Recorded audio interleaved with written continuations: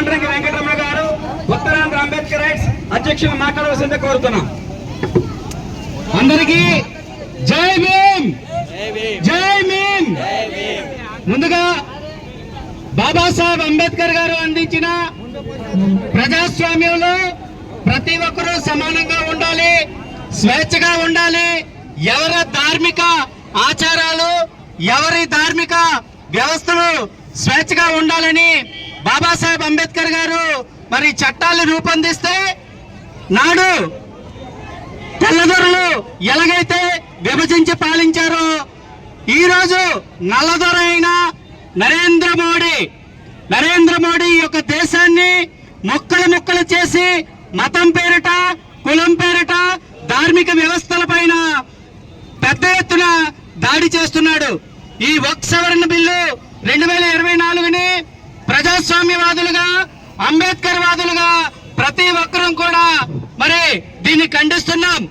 ఎందుకంటే article 300A ధార్మిక స్వేచ్ఛ ఏదైతే ఉందో వారి యొక్క ఆస్తుల్ని కబ్జా చేయడానికి నరేంద్ర మోడీ మరి ఈరోజు ఈ యొక్క సవరణ బిల్లుని తీసుకొచ్చాడు.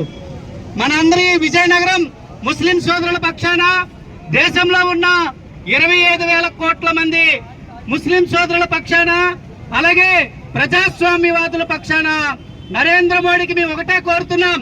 నీకు నిజంగా ఈ వక్ఫ్ బిల్ సవరణ బిల్లు సరైందని నువ్వు అనుకుంటే సవరణ బిల్లు తీసుకొచ్చిన నీవు మరి అదానీ అంబానీ నీరవ్ మోడీ ఆస్తుల్ని నీకు దమ్ముందా జాతీయం చేయటానికని నరేంద్ర మోడీని అడుగుతున్నాం.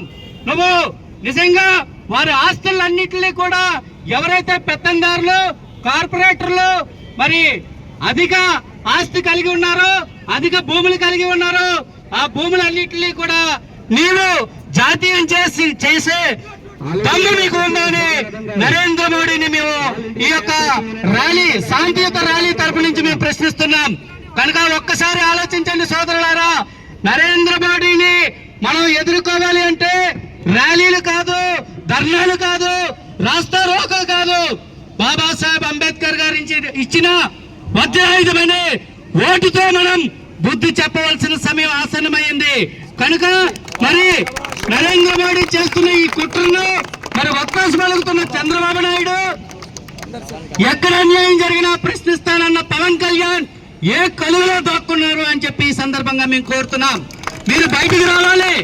మరి ముస్లిం సోదరులు క్రైస్తవ సోదరులు అందరూ నా సోదరులు అన్న జగన్మోహన్ రెడ్డి గారు కూడా ఈ వక్ఫ్ సవరణ బిల్లుకు వ్యతిరేకంగా నోరు మెదపాలని కోరుకుంటూ మరి బౌద్ధులైన అందరం కూడా దళితులు బీసీలు అందరూ కూడా ముస్లిం సోదరులకు అండగా నిలవడానికి సిద్ధంగా ఉన్నామని ఈ సందర్భంగా తెలియజేస్తూ సెలవు తీసుకుంటున్నా.